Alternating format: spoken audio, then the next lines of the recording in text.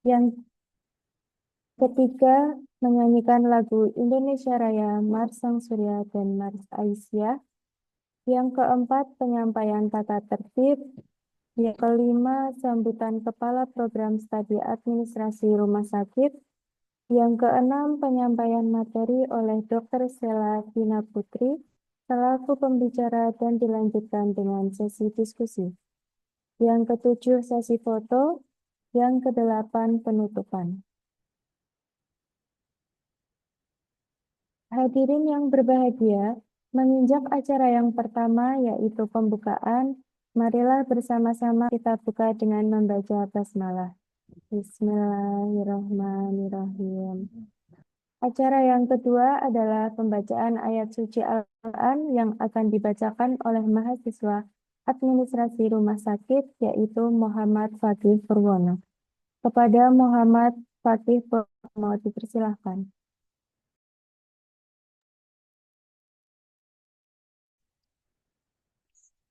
Assalamualaikum warahmatullahi wabarakatuh. Waalaikumsalam Waalaikumsalam warahmatullahi warahmatullahi wabarakatuh. wabarakatuh. أعوذ بالله من الشيطان الرجيم. بسم الله الرحمن الرحيم.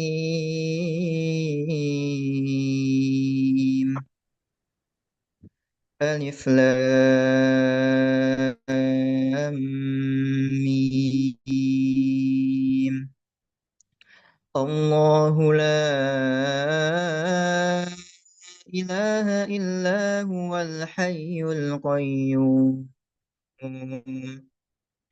نزل عليك الكتاب بالحق مصدقا لما بين يديه وأنزل التوراة والإنجيل من قبل هدى للناس وأنزل الفرقان. إن الذين كفروا بآيات الله لهم عذاب شديد والله عزيز ذو انتقام. إن الله لا يخفى عليه شيء في الأرض ولا في السماء. هو الذي يصوركم في الأرحام كيف يشاء. لا إله إلا هو العزيز الحكيم. هو الذي أنزل عليك الكتاب منه آيات محكمات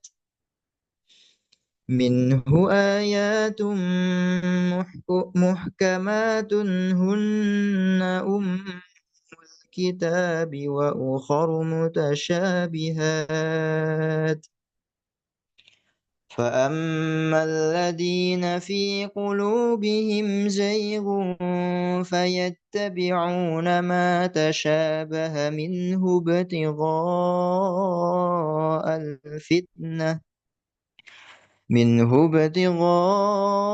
الفتنة وابتغاء تأويله وما يعلم تأويله إلا الله. والراسخون في العلم يقولون آمنا به كل من عند ربنا وما يذكر إلا أولو الألباب. ربنا لا تزغ قلوبنا بعد إذ هديتنا وهب لنا من لدنك رحمة إنك أنت الوهاب ربنا إنك جامع الناس ليوم لا ريب فيه إن الله لا يخلف الميعاد صدق الله العظيم Wassalamualaikum warahmatullahi wabarakatuh. Waalaikumsalam warahmatullahi wabarakatuh. Terima kasih kepada Muhammad Fakih Purwono yang telah membacakan ayat suci Al-Quran. Acara yang ketiga adalah menyanyikan lagu Indonesia Raya, Mars Sang Surya dan Mars Aisyah. Peserta dimohon untuk duduk dalam sikap sempurna.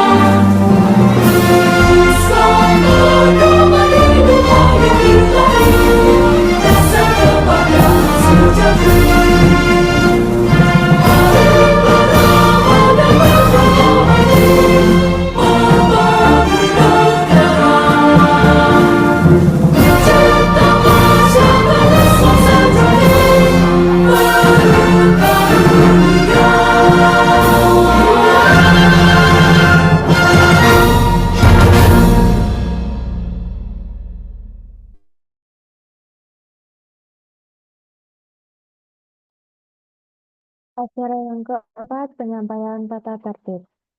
Tata tertib yang pertama, peserta diharapkan hadir 30 menit sebelum acara dimulai dan mengisi registrasi kedatangan masuk Zoom. Yang kedua, selama mengikuti kuliah pakar, peserta diharapkan untuk mematikan suara atau mute selama proses kuliah pakar berlangsung. Ketiga, peserta wajib mengaktifkan kamera dan menggunakan virtual background selama kuliah pakar berlangsung. 4. Peserta kuliah pakar dapat mengajukan pertanyaan dengan cara menuliskan pertanyaan melalui kolom chat dan dipandu oleh moderator dengan format nama instansi, spasi pertanyaan, atau menggunakan raise hand untuk dapat bertanya secara langsung. Yang kelima, sertifikat akan diberikan kepada peserta yang mengikuti acara dari awal hingga berakhirnya kuliah pakar. 6. Link presensi kehadiran akan dibagikan 30 menit sebelum acara selesai. Yang terakhir, pada akhir acara akan dilakukan sesi foto bersama seluruh peserta kuliah pakar. Acara yang selanjutnya yaitu sambutan. Sambutan yang pertama akan disampaikan oleh Ketua Program Studi Administrasi Rumah Sakit kepada Ibu Asti Nurhayati SSMMR Fiskual. Waktu dan tempat dipersilahkan. Baik, terima kasih kepada MC. Bismillahirrahmanirrahim. Assalamualaikum warahmatullahi wabarakatuh. Yang terhormat Waalaikumsalam. Rektor Universitas Aisyah Surakarta, Ibu Riani Wulandari, Eskepnars MKep, serta jajarannya. Yang kami hormati Dekan Fakultas Ilmu Kesehatan, Ibu Bidan Sri Kustiati, SST MKep. Yang kami hormati Dr. Selvina Putri Mars selaku narasumber. Yang kami hormati dosen Universitas Aisyah Surakarta, dan yang kami banggakan segenap mahasiswa dan seluruh peserta kuliah pakar yang berbahagia. Alhamdulillahirrabbilalamin, puji syukur kehadirat Allah Subhanahu wa Ta'ala yang telah melimpahkan rahmat dan hidayahnya kepada kita semua, sehingga pada pagi hari ini kita dapat mengikuti kegiatan kuliah pakar dalam kondisi sehat tanpa suatu halangan apapun. Dan lupa sholawat serta salam selalu tercurah kepada junjungan kita Nabi Agung Muhammad SAW yang kita nantikan syafaatnya di yaumul akhir. Amin amin ya robbal alamin. Saya ucapkan selamat datang kepada narasumber kita yang sangat luar biasa pada pagi hari ini, Dr. Selvina Putri Mars, telah berkenan menjadi narasumber pada kegiatan kuliah pakar, dan kepada seluruh peserta kuliah pakar yang berbahagia. Walaupun kegiatan kuliah pakar ini masih kita laksanakan secara daring, semoga tidak menyurutkan semangat kita untuk tetap belajar dan juga menambah wawasan. Kegiatan kuliah pakar ini merupakan agenda rutin yang selalu diadakan oleh program studi Sarjana Administrasi Rumah Sakit sebagai bentuk dan sebagai komitmen kami untuk meningkatkan pendidikan khususnya di dalam bidang pendidikan, dan juga kegiatan ini merupakan agenda rutin salah satu implementasi untuk mencapai visi dan misi dari program studi administrasi rumah sakit, di mana visi dari program administrasi rumah sakit adalah menjadi program studi yang unggul dalam bidang manajemen administrasi rumah sakit berbasis digital, menghasilkan sumber daya manusia yang siap pakai dan tampil berlandaskan nilai-nilai Islam berkemajuan serta kompetitif di tingkat nasional tahun 2030. Harapannya kuliah pakar ini bisa kita ikuti bersama-sama dan menjadi sarana untuk pembelajaran mengenai optimalisasi branding dan juga digital marketing rumah sakit untuk meningkatkan kualitas dan juga daya saing. Di mana dalam era transformasi saat ini yang terus berkembang, sektor kesehatan itu tidak luput dari perubahan yang signifikan, di mana rumah sakit sebagai penyedia layanan kesehatan yang vital dituntut untuk tidak hanya memberikan pelayanan yang prima, tetapi juga mampu menonjolkan keunggulan mereka di tengah persaingan yang semakin ketat. Branding dan digital marketing menjadi kunci yang utama dan menjadi kunci strategi untuk menghadapi tantangan ini. Oleh sebab itu, hari ini kita nanti akan belajar bersama-sama bersama narasumber kita secara langsung seperti itu, dengan bagaimana nanti kita memanfaatkan branding dan juga digital marketing agar bisa meningkatkan kualitas dan juga bisa mengoptimalkan pelayanan di rumah sakit. Saya ucapkan selamat mengikuti kegiatan pakar pada pagi hari ini dan semoga nanti ilmu yang kita akan pelajari bersama dapat bermanfaat dan menambah wawasan kita semua terkait dengan eh, optimalisasi branding dan juga digital marketing. Akhir kata, mohon maaf dalam penyelenggaraan kuliah pakar pada pagi hari ini masih terdapat banyak kekurangan. Semoga kuliah pakar ini dapat mendatangkan banyak manfaat untuk kita semua. Akhirul kalam, wassalamualaikum warahmatullahi wabarakatuh. Terima kasih kepada Ibu Asti Nurhayati, SPMMR Fiskwa atas sambutannya.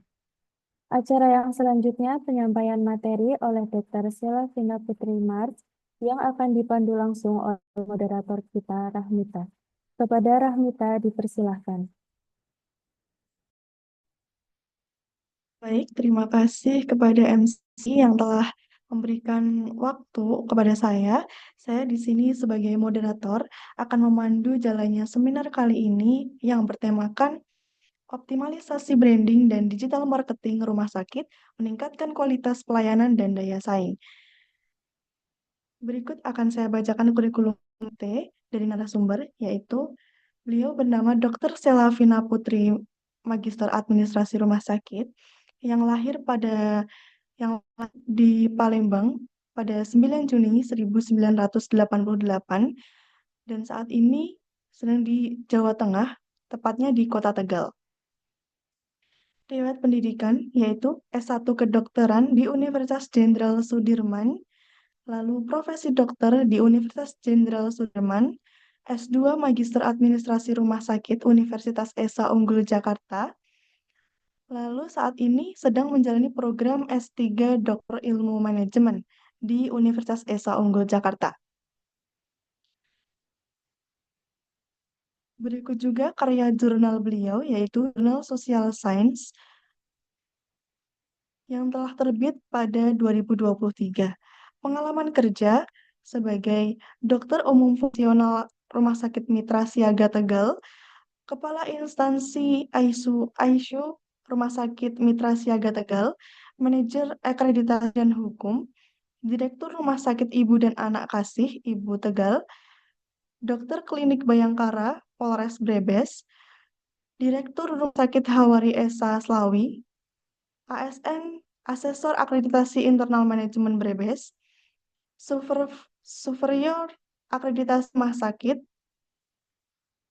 Lalu pengalaman organisasi beliau yaitu Ketua Komunitas Relawan Emergensi Kesehatan Indonesia, Kota Tegal, lalu Ketua JDN dan ID, Junior Doctor Network, Ikatan Dokter Indonesia Wilayah Jawa Tengah, pengurus Ikatan Dokter Indonesia Cabang Tegal, lalu bidang IT PP Lamarsi, Ikatan Alumni Manajemen Administrasi Rumah Sakit, lalu pengalaman kegiatan beliau yaitu ada sebagai narasumber di digital marketing dan branding strategi bisnis rumah sakit, lalu narasumber obat sehat, lalu pembicara di KPK 2024 Jelajah Negeri Bangun Anti Korupsi, lalu narasumber di Larsitalk, lalu pembicara di BUS KPK Edukasi Anti Korupsi untuk Pelajar, lalu pembicara di Temu Idau Ikatan Dokter Alumni, lalu pembicara produk launching Tomo Kenko, lalu pembicara Walk and Talk ID dan JDN ID, pembicara seminar kesehatan Hari Pendengaran Sedunia dan pengenalan klinik layanan nyeri RSUD Brebes, lalu menjadi narasumber seminar kepemimpinan publik, lalu narasumber seminar kesehatan mengenali dan waspada gejala Omikron di SMPN 20 Jakarta, lalu yang terakhir yaitu narasumber seminar kesehatan persiapan ASI eksklusif bagi ibu hamil bersama konselor laktasi dan AIMI Jawa Tengah. Kepada beliau, kami persilahkan untuk menyampaikan materi. Baik, Bismillahirrahmanirrahim. Mohon izin, apakah suara saya terdengar sampai ke seluruh peserta? Betul? Terdengar, Terdengar, Bu. Dok. Baik. Ya, Bu. Baiklah, bismillahirrahmanirrahim. Assalamualaikum warahmatullahi wabarakatuh. Waalaikumsalam warahmatullahi Waalaikumsalam wabarakatuh. warahmatullahi wabarakatuh. Alhamdulillah rabbil alamin. Assalatu wassalamu ala asrofil anbiya'i mursalin wa ala alihi wa sahbihi ajmain amma ba'd. Alhamdulillah rabbil alamin. Tabarakallah, hari ini luar biasa. Jumat yang berkah ini saya diberikan undangan yang menurut saya ini adalah suatu reward yang luar biasa oleh Universitas Aisyah Surakarta.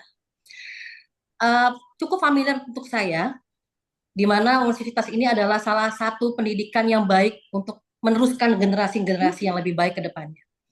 Dan tidak lupa saya memberikan salam hormat saya kepada beberapa pejabat, yaitu ada tadi Ibu Rektor, ada juga Dekan, dan ada juga Ibu Kaprodi yang ternyata adalah teman sejawat saya di IAMARSI. Masya Allah, terima kasih untuk Ibu Asti Nurhayati, SST MMR Fiskua, yang sudah dengan eksklusif sekali nih, sepertinya sebulan yang lalu kita sudah kontak-kontak untuk memberikan ilmu yang luar biasa pada pagi hari ini. Dan saya juga memberikan sambutan yang luar biasa kepada seluruh, ini ada mahasiswa juga, lalu juga ada dosen dan juga teman-teman yang bergabung pada pagi hari ini yang saya lihat tadi sudah tembus di 200 peserta ya, Masya Allah, tabarakallah ya.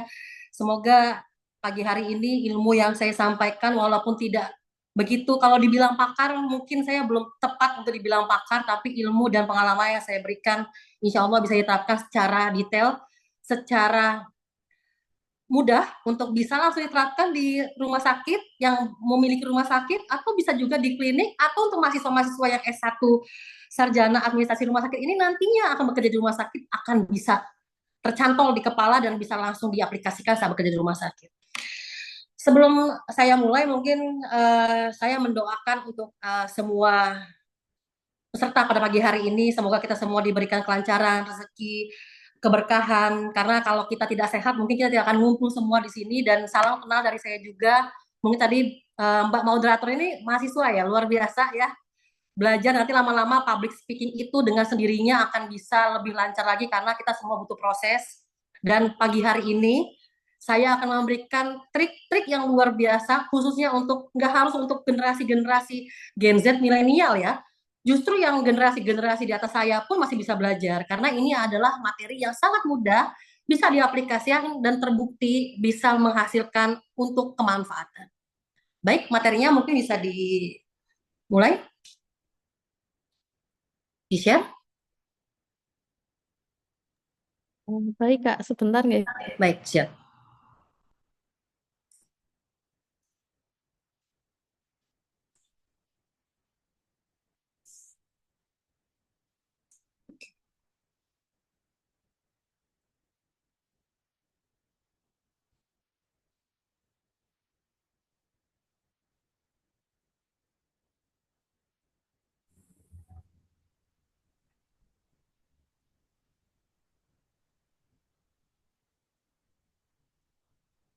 Oke.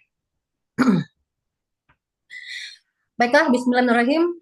Hari ini saya akan memberikan materi yang menurut saya ini adalah suatu awal yang baik, apalagi untuk para peserta ini. Sepertinya banyak sekali teman-teman saya yang marketing rumah sakit di Jawa Tengah nih pada ikut pagi hari ini, antusiasmenya luar biasa, ingin belajar terus agar kita bisa terus mengembangkan di era digital, di era transformasi 5.0 ini. Yakin bahwa ini adalah suatu hal materi yang bisa banget diaplikasikan dan mungkin bisa dikatakan biayanya sangat minim dengan modal branding saja. Baik, pada pagi hari ini tentang optimalisasi branding digital marketing rumah sakit, meningkatkan kualitas pelayanan dan daya saing. Next.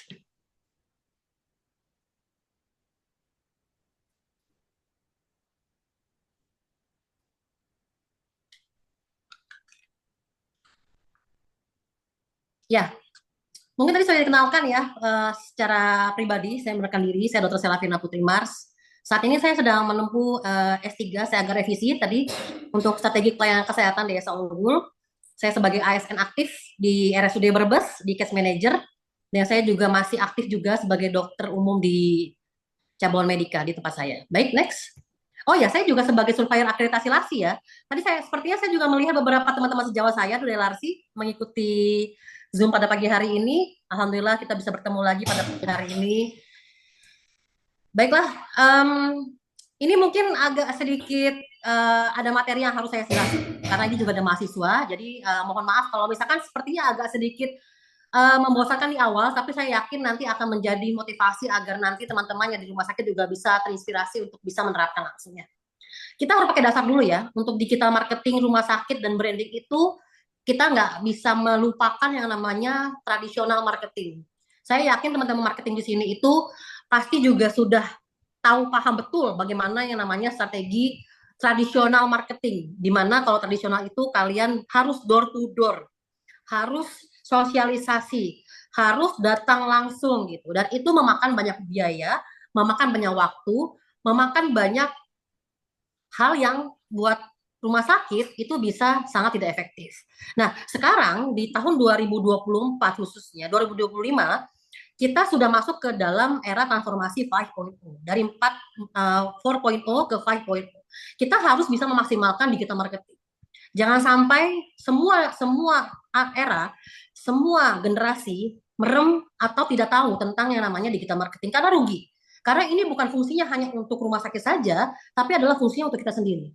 Nanti saya akan paparkan apa saja keuntungan-keuntungan kalau kita membranding diri sendiri atau membranding instansinya kita. Nah, dasarnya ada, yaitu ada Undang-Undang Nomor 7 Tahun 2014, ada Undang-Undang Nomor 8 Tahun 1999, ada Undang-Undang 11 Tahun 2008. Kalau secara definisi, digital marketing itu adalah pemasaran barang atau jasa yang punya target, yang terukur, dan interaktif. Jadi, jangan sampai para marketing rumah sakit itu hanya mensosialisasikan saja tanpa ada target. Kalau nggak ada target, kalau nggak terukur, itu akan sama saja bohong. Nah, di sini nanti saya akan memberikan sedikit demi sedikit saja bagaimana cara untuk bisa mengambil hati masyarakat tanpa hard selling atau tanpa menjual yang terlihat. Karena yang namanya rumah sakit itu kalau kita terlalu menjual, itu malah negatif nanti asumsinya dari masyarakat. Baik, next.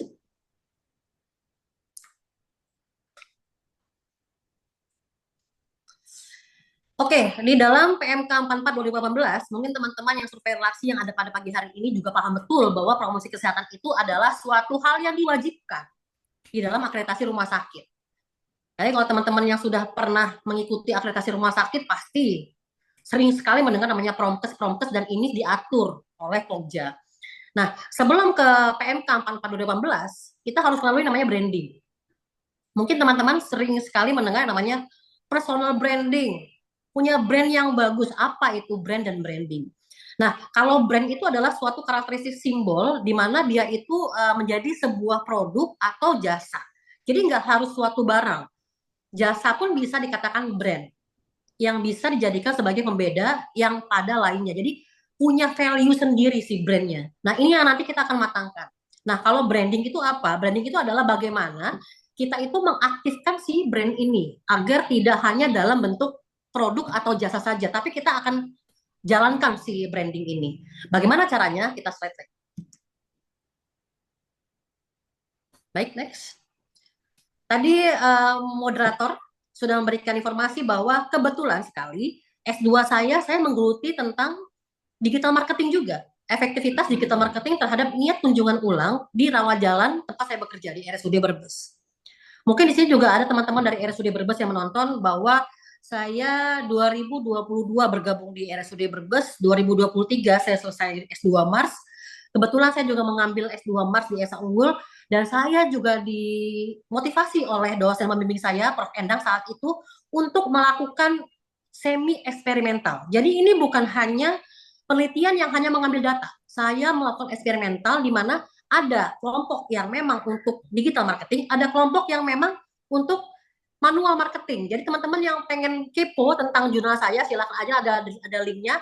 Nanti boleh saya share juga. Dan ini sangat baik sekali hasilnya, karena hasilnya sangat positif. Ternyata memang digital marketing itu sangat efektif sekali untuk meningkatkan, khususnya kalau saya ngambil rawat jalan ya. Karena kalau rawat jalan itu belum tersentuh dengan hal yang lainnya.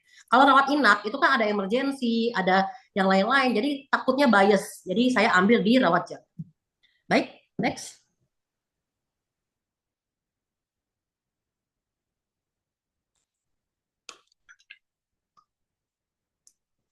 Oke, bisa di next. Mohon maaf ini saya jadi sedikit meminta tolong untuk ditampilkan slide-nya.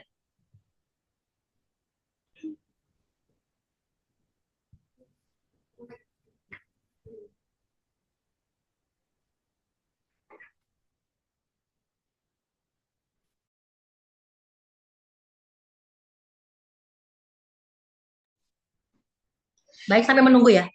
Ya, ini adalah salah satu, mohon izin, mungkin di sini juga teman-teman di RSUD juga, saya juga sudah izin dengan Bapak Direktur. Saya tampilkan sedikit gambaran zaman dulu di saat kunjungan RSUD Brebes 2023 hingga 2024 di bulan Januari semester awal, Januari, Februari, Maret, di mana di sana saya melakukan eksperimental dan kita melakukan gencar untuk melakukan sosialisasi yang berbasis digital marketing. Dan hasilnya luar biasa. Walaupun memang bukan aspek satu-satunya untuk meningkatkan bisnis rumah sakit, tapi digital marketing itu sangat penting, teman-teman. Saya yakin semua teman-teman di sini, khususnya untuk generasi-generasi saya, milenial dan Gen Z, pasti akan sangat, kalau bahasa anak sekarang tuh akan kepo ya, dengan rumah sakit atau dengan reels atau dengan video-video yang ada di media sosial. Oh, tempatnya luar biasa nih, oh pelayanannya bagus nih, oh dokternya cantik-cantik nih, oh dokternya ramah-ramah nih, di dalam suatu video yang ditampilkan oleh instansi untuk bisa mempromosikan secara digital. Itu pengaruh sekali. Nah, hasil yang saya lihatkan, ini baru 1 semester ya, itu luar biasa dampaknya. Saya ingat sekali dulu ya, RSUD Brebes 2022, efek dari COVID ya. Jadi dasar dari saya ambil penelitian adalah efek dari COVID itu di mana semua rumah sakit itu kunjungannya turun. Jadi kunjungan itu betul-betul saya di-push untuk bagaimana terus Sela untuk bisa meningkatkan yang namanya angka rawat jalan khususnya. Alhamdulillah, qadarullah diberikan kepercayaan dan luar biasa sampai sekarang pun lonjakannya luar biasa untuk kunjungan RSUD Brebes, dan yang pasti kita tidak bisa melepaskan dari yang namanya sisi service excellence atau pelayanan ya. Artinya ini hanyalah sebagai penunjang. Baiklah, bisa di next. Saya yakin teman-teman yang punya rumah sakit atau yang kerja di rumah sakit pengen sekali dong ada efek yang baik untuk instansinya atau rumah sakitnya. Nah, di sini saya tegaskan untuk nakes ya. Sebenarnya nakes ini nggak harus tenaga kesehatan yang ber-STM. Untuk semua teman-teman yang bekerja di rumah sakit, entah itu tenaga nakes atau non nakes, itu harus bisa melek yang namanya sosial media. Nah, kenapa alasannya? Karena sekarang memang trennya seperti itu. Sekarang tuh era globalisasi. Era di mana kita harus harus punya personal branding sendiri di sosial media. Dan kita juga pasti dengan sosial media yang positif, itu pasti akan memperluas yang namanya networking atau silaturahmi. Kita nggak perlu kemana-mana nih. Saya bisa kenal sama orang di luar pulau kita. Atau di luar negeri pun kita bisa kenal dengan social networking yang positif. Ingat ya, yang positif. Baik, next.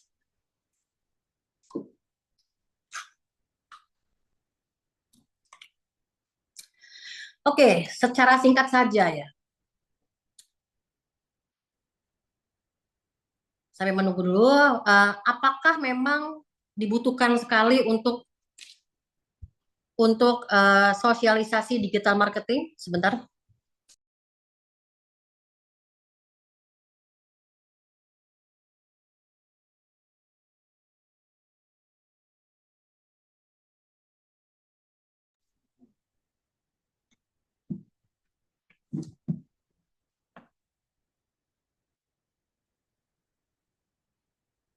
Baik.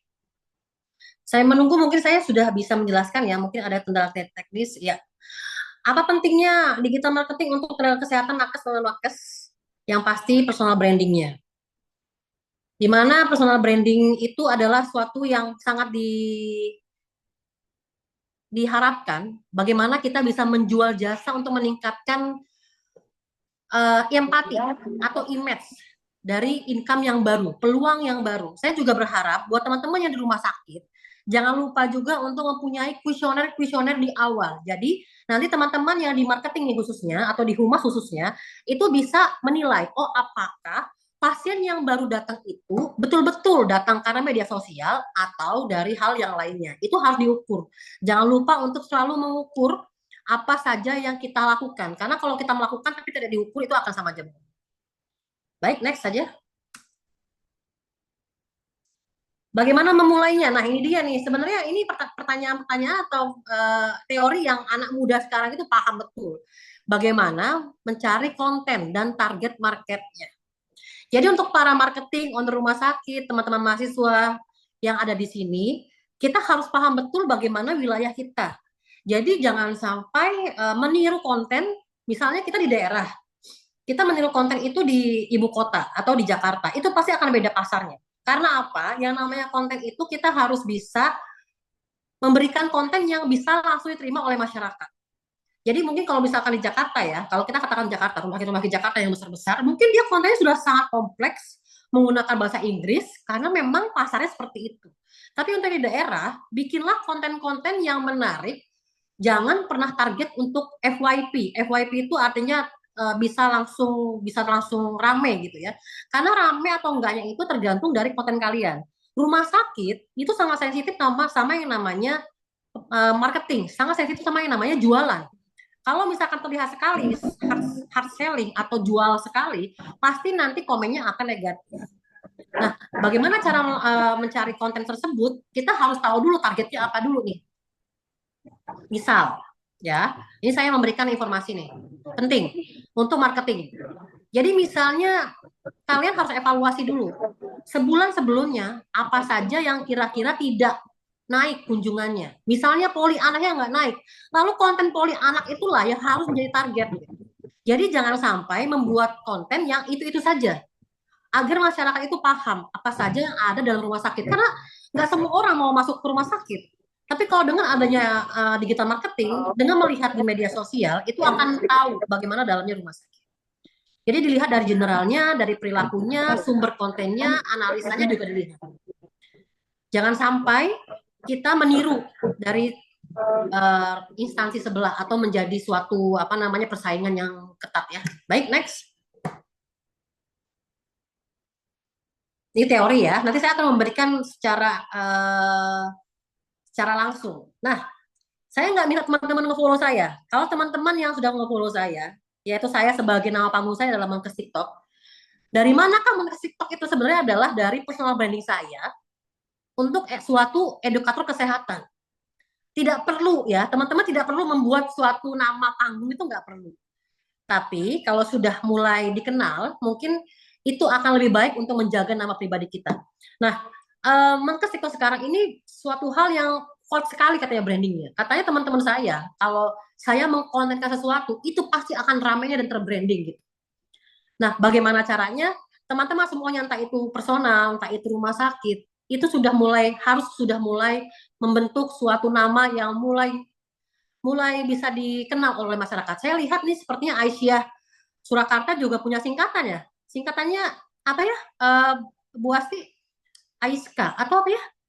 Nah, itu suatu Aiska University. Nah, Aiska University. Itu kan sesuatu hal yang menarik gitu. Saya pun menarik untuk melihat apa sih Aiska gitu. Biasanya kan kalau universitas itu selalu formal ya. Kalau Aiska ini suatu hal yang menarik untuk kita tahu. Akhirnya orang pengen lihat, akhirnya orang pengen belajar dan pengen paham apa sih Aiska. Apa saja sih program studinya seperti itu. Baik, di next.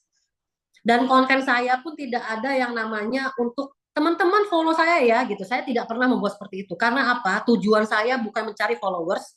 Tujuan saya adalah untuk sampai edukasi saya sampai ke masyarakat.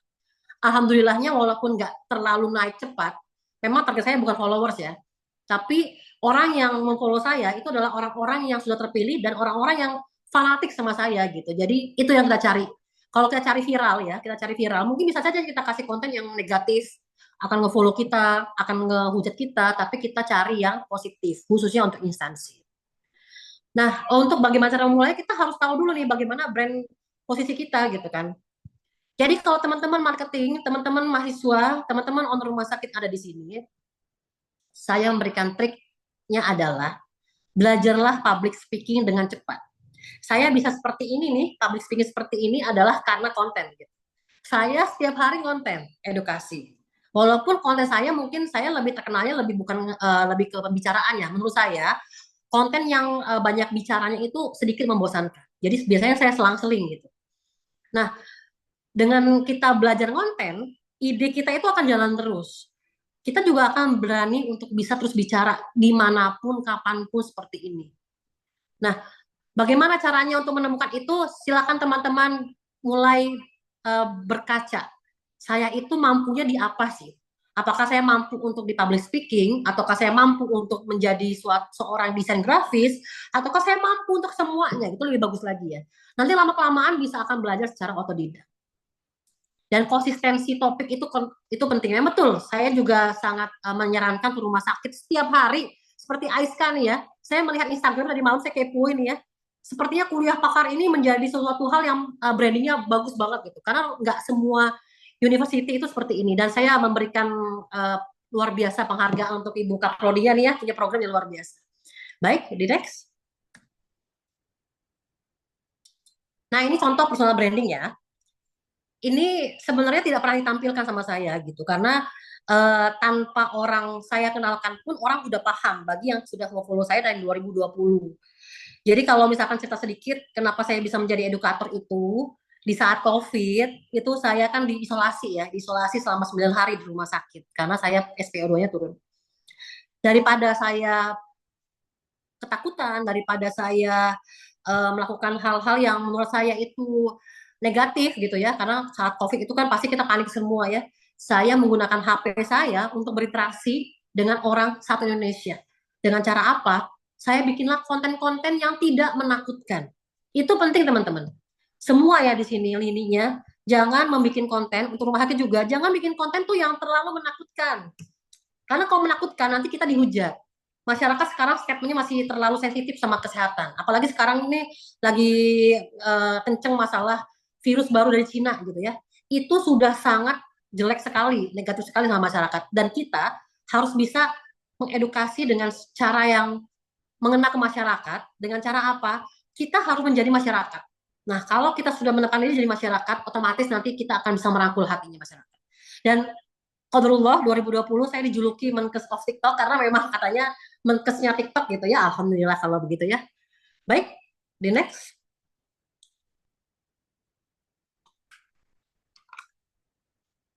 Otomatis kalau kita sudah punya teman-teman di rumah sakit, sudah punya personal branding, followers ini akan mengikuti kita terus gitu. Nah, saya juga tadinya di TikTok, terus akhirnya saya juga ke Instagram, dan akhirnya juga saya ke YouTube. Walaupun saya belum fokus ya untuk YouTube saya, tapi untuk subscriber YouTube saya sudah luar biasa gitu. Saya nggak pernah meminta mereka untuk subscribe saya, itu nggak pernah. Tapi karena personal branding saya yang kuat, mereka akan mencari saya kemanapun. Itulah kuatnya personal branding. Dan teman-teman paham, kalau ini diterapkan di rumah sakit, ini akan dicari sekali. Pasien bakal nyari rumah sakit ini gitu. Dan ini harus dimaksimalkan setiap lininya di rumah sakit. Di rumah sakit itu setiap, saya kan lagi S3 strategi pelayanan bisnis ya. Di setiap lini rumah sakit itu selalu ada aspek untuk usahanya, aspek untuk menghasilkan, aspek untuk bisnisnya. Dan itu harus diperhatikan betul oleh owner rumah sakit atau direktur. Baik, the next. Ya, nah ini teman-teman, kalau misalkan teman-teman tahu, kalau setiap saya Zoom, saya prepare-nya luar biasa. Yang pertama prepare-nya yang penting adalah konten, pasti adalah visual dulu. Kalau visual kita tidak, istilahnya tidak terlalu ingin dikepentingkan, sepertinya kurang baik ya, kurang menarik. Karena kalau visualnya baik, kalau audionya baik, teksnya juga sangat bisa dimengerti, otomatis konten ini akan baik. Contoh simple. Hari ini saya pakai baju putih, baju yang bisa kontras, ada lighting juga. Ini akan sangat menarik buat teman-teman gitu. Coba kalau misalkan saya pakai baju warna hitam, tidak ada lighting, mungkin juga audionya kurang baik, atau juga ada sesuatu hal teknisnya, teman-teman pasti akan membosankan. Nah, ini harus dimulai. Kalau di RSUD Brebes, tempat saya bekerja, sekarang sudah ada studionya. Difasilitasi ada studionya, ada podcastnya, itu lebih bagus lagi. Jadi rumah sakit saya sarankan untuk semua owner rumah sakit, marketing rumah sakit, diajukan aja ke manajemen. Karena yang namanya zaman sekarang, kalau kita nggak ngikutin kayak gitu, akan kalah sama yang lain. Jadi sebenarnya kalau ngomong kalah itu enggak ya. Jadi gini, saya selalu belajar di S3 saya bahwa sleeping with the enemy. Jadi kita harus bisa tidur dengan musuh kita. Caranya gimana? Kita pelajari nih, kira-kira sebelah kanan kiri kita ada rumah sakit yang lebih besar.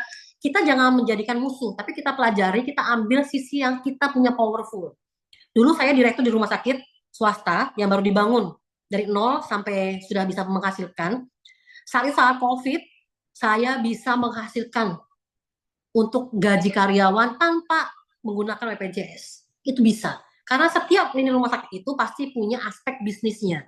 Dan itu bagaimana membuatnya adalah membuat konten-konten hal-hal yang positif. Agar masyarakat itu bisa kembali, oh ternyata punya branding sendiri nih rumah sakit. Nah, ini pasti bisa. Baik, di next.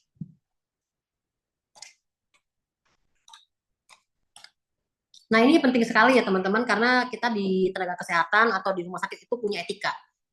Saya juga dengar sekarang itu sepertinya Persi juga sedang merevisi tentang undang-undang atau tentang etika-etika profesi untuk bisa mempromosikan rumah sakit ya. Kita doakan saja agar nanti Persi bisa segera launching untuk bisa menjelaskan bagaimana promosi rumah sakit ke depannya. Karena dulu itu Persi itu setahu saya promosi rumah sakit itu betul-betul jaga ketat. Jadi kayak jualan saja tuh benar-benar nggak boleh, mengeluarkan rating itu nggak boleh, mengeluarkan harga nggak boleh, lalu menjual seperti himbauan dari atau tanggapan dari pasien, keluarga pasien itu nggak boleh. Kalau sekarang kan banyak sekali ya rumah sakit yang sudah mengeluarkan statement bahwa misalnya ada saran dari pasiennya atau ada feedback positif dari pasiennya, itu sudah boleh ditampilkan di beberapa platform gitu. Tapi lebih hati-hati karena kita bekerja, ada yang namanya undang-undang ITE, tolong lebih hati-hati dalam melakukan konten-konten. Jadi kalau bisa diverifikasi nih.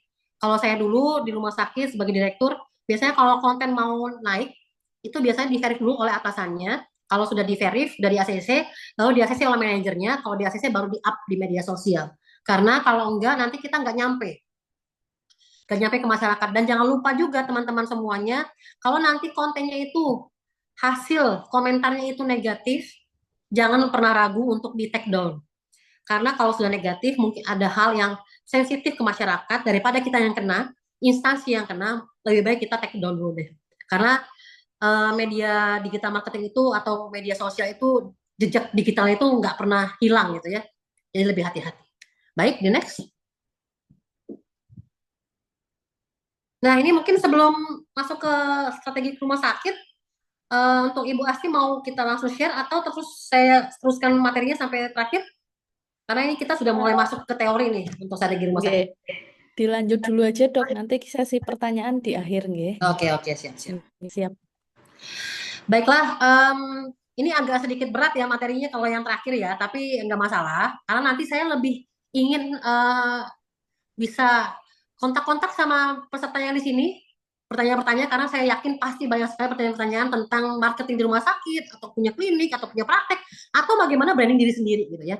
Jadi yang namanya bisnis plan strategi rumah sakit itu, strategi itu adalah jenderal, tentara, pemimpin. Bagaimana kita merencanakan atau menghancurkan musuh melalui pemanfaatan sumber daya secara efektif. Itu memang ada artinya secara Yunani. Nah, secara definisi, strategi itu apa? Bagaimana kita itu mulai mempunyai pendekatan pola pikir, perencanaan, pengambilan keputusan, suatu bisnis untuk mengharuskan manajer untuk memahami, mengetahui, dan menerima, mendukung misi organisasi. Jadi intinya adalah jangan hanya ingin bikin konten saja, harus punya pola pikir yang kuat, harus punya perencanaan yang kuat, dan mengambil keputusan yang tepat. Jangan sampai konten itu hanya sebagai konten-konten lewat saja gitu, karena percuma gitu. Apalagi instansi besar ya. Rumah sakit yang sudah besar, saya punya dosen yang punya rumah sakit di Mandaya, Jakarta. Saya sangat salut sekali, karena strategi yang dibikin oleh dia fokus. Strategi yang dia bikin dia, itu padahal rumah sakit non BPJS ya, di mana satu kali operasi bisa ratusan juta rupiah, tapi pengunjungnya masih banyak. Karena dia fokus untuk bagaimana memberikan service performance yang bagus dengan cara digital atau dengan cara non digital. Nah, semua teman-teman yang di sini itu harus punya pola pikirnya dulu nih. Rumah sakit kita itu, klinik kita itu, praktek kita itu mau kemana dulu nih arahnya gitu. Jangan sampai kita nyontek dengan konten orang lain, itu pasti akan kelihatan. Tapi bikinlah konten-konten atau bikinlah suatu plan yang memang terencana yang memang beda daripada yang lainnya. Pasti bisa. Dan itu butuh pemikiran yang kuat, perencanaan juga dengan para manajer ya. Artinya jangan sampai nanti kita itu malah sia-sia dalam membuat suatu strategi bisnis rumah sakit. Baik. Di next. Setelah ini ada yang namanya penyusunan strategi rumah sakit. Sedikit ya, mungkin ini agak membosankan mungkin buat teman-teman yang bukan di rumah sakit, tapi saya yakin nanti teman-teman mahasiswa yang nanti akan kerja di rumah sakit, saya doakan ya nanti kedepannya bisa langsung mengaplikasikan ilmu saya, karena ini ilmu-ilmu yang sangat mudah diterapkan. Nah ini sebenarnya marketing harusnya udah paham ya, karena memang strategi rumah sakit itu adalah suatu peluang dasar. 4 komponen yang berpengaruh penting untuk ada di rumah sakit. Peluang pasarnya apa? Kompetisinya bagaimana? Entah dari korporat, entah dari sumber daya. Lalu bagaimana nilai-nilai aspirasi personal? Bagaimana kewajiban sosial? Ini secara teori. Tapi secara realistis, bagaimana rumah sakit ini betul-betul paham bagaimana kanan kirinya. Kalau di manajemen rumah sakit itu ada yang namanya analisa SWOT ya. Mungkin teman-teman yang di S1 juga paham betul. Kita kalau mau membuat suatu rencana strategis, kita pasti akan membuat yang namanya analisa SWOT, di mana kita ada kelemahan, kelebihan, bagaimana tantangannya, dan lain-lain. Itu betul-betul harus didetailkan. Karena kekuatan kita, strategi kita, perencanaan kita itu akan ada di sana. Nah ini teman-teman yang di marketing juga jangan lupa ya, untuk terus mengetahui apa sih sebenarnya rencana strategisnya rumah sakit tahun 2025. Ini mumpung di awal tahun ya. Jadi nanti teman-teman jangka pendek, jangka panjang itu paham. Kita mau apa, kita mau targetnya apa yang kita akan ukur, apa yang akan kita evaluasi. Jangan lupa untuk mengevaluasi, karena evaluasi itu penting. Baik, the next. Mungkin Bapak Ibu dosen yang di sini juga lebih expert ya dalam memberikan teori, karena memang teori itu ada beragam untuk digital marketing, tapi saya mengambil teori-teori yang bisa dipahami langsung, khususnya pada peserta pagi hari ini. Baiklah, membangun online ya, agak sedikit aneh kalau kita ngomong membangun online, tapi memang betul teman-teman. Saya merasakan hal yang betul-betul positif sekali ya, dengan saya membangun suatu bisnis online atau planning online, itu betul-betul bisa sangat menarik gitu. Saya yakin nggak mungkin teman-teman nggak menarik sama media sosial. Nggak ada teman-teman di sini yang nggak melek media sosial. Karena aktifnya itu bisa di event di nasional atau internasional. Event-event ini, apalagi seperti sekarang pagi hari ini, Aiska membuat suatu kuliah pakar ditonton oleh qadarullah, alhamdulillah ya pagi hari ini 239 orang dari seluruh Indonesia loh. Dan saya juga ini membantu untuk membrandingkan otomatis. Kalau saya sudah mengangkat tentang Aiska, otomatis saya juga membrandingkan tentang Aiska. Nah, event-event yang seperti inilah, contoh kuliah pakar, ini adalah event yang bagus image-nya untuk membangun online, secara online. Kita kayak membangun gedung online, membangun suatu personal online. Nah, teman-teman yang ada di rumah sakit pun bisa. Nih. Kalau dulu mungkin rumah sakit itu harus bikin seminar, itu harus datang, harus ada uang, harus ada sponsor. Kalau sekarang tuh enggak. Orang malah lebih memilih Zoom daripada datang langsung. Walaupun memang kita membutuhkan, kadang-kadang kita itu harus membutuhkan tetap ketemu secara offline, tapi event itu tidak harus dan tidak wajib kalau misalkan memang biaya atau anggarannya tidak besar. Nah, publikasi apakah perlu juga? Sekarang kan memang sudah banyak banget ya publikasi yang sekarang pun seperti kantor koran pun sudah arahnya ke digital marketing, sudah ke digital semua. Kalau dulu masih koran tuh masih laku ya. Kalau sekarang sudah nggak laku lagi ya jual koran ya. Sepertinya sudah nggak ada gitu ya. Dan sekarang banyak sekali kantor-kantor publikasi yang sudah ikut ke digital. Artinya, teman-teman semua yang ada di rumah sakit, atau teman-teman marketing, atau teman-teman yang sedang nanti kerja di rumah sakit, sudah enak sekali kerjanya. Karena tidak perlu lagi yang namanya publikasi berbayar. Menurut saya, publikasi berbayar ke koran-koran atau ke media-media yang memang masih manual, itu sudah tidak perlu lagi. Karena sekarang yang menarik adalah lebih ke bagaimana kita bisa membranding atau membangun online untuk instansi yang kita tempati. Itu saran dari saya. Tapi kalau teman-teman masih ada yang rilis berita di koran, masih ada yang rilis berita di surat harian, itu silakan saja. Karena kan beberapa rumah sakit biasanya seperti RSUD juga sudah kerjasama ya dengan beberapa media-media tabloid dan lain-lain, itu nggak masalah. Tapi Kalau saya tanya ke 239 orang yang ada di sini, saya yakin baca koran mungkin setahun sekali gitu ya, atau sebulan sekali gitu ya. Karena saya pribadi lebih baik melihat HP, iPad, laptop daripada saya baca koran. Karena sekali lihat iPad dan laptop, saya bisa dapat 1000 informasi. Sedangkan kalau di koran, saya hanya dapat 1-2 informasi saja. Itu kita katakan namanya efektif. Baik, next.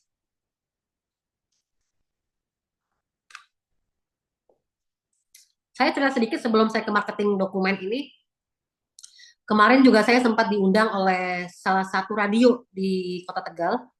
Itu saya menjadi narasumber juga. Dan mereka tertarik dengan personal branding saya gitu. Mereka mau menawarkan, dok, kita mau podcast dong bersama gitu kan, biar dokter nanti namanya bisa naik lagi gitu. Sebenarnya kebalik gitu ya. Kalau kita sudah punya personal branding, malah kita yang membranding mereka gitu. Malah kita yang mereka yang membutuhkan kita gitu. Dan ini nilai positif sekali ya. Artinya jangan pernah insecure ya.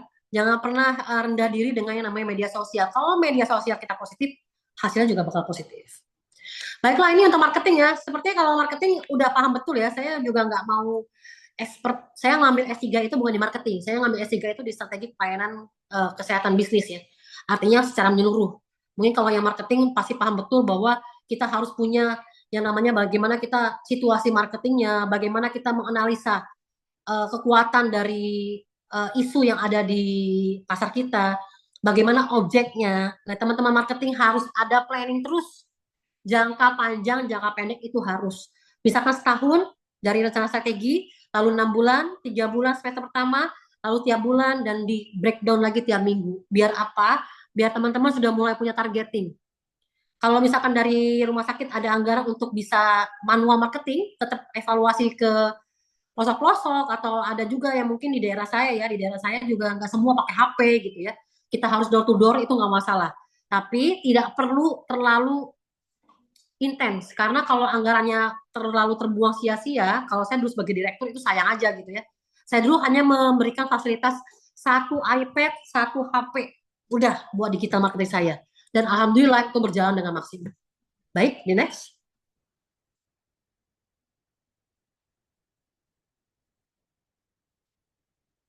Ya, ini marketing-marketing di sini saya yakin nanti juga akan muncul pertanyaan-pertanyaan ya, karena kita sekarang lagi banyak sekali hal-hal yang gimana ya, pasti saya yakin marketing itu ditarget oleh direksi atau oleh perusahaan. Karena ciri khas marketing rumah sakit, kalau misalnya pasiennya turun, marketingnya yang disalahin nih. Tapi kalau pasiennya naik, nanti yang diapresiasi bukan marketingnya, tapi malah yang lainnya. Nggak masalah teman-teman. Lakukan saja terus apa yang kalian lakukan. Yang penting kalau kalian punya program, itu harus terencana ya.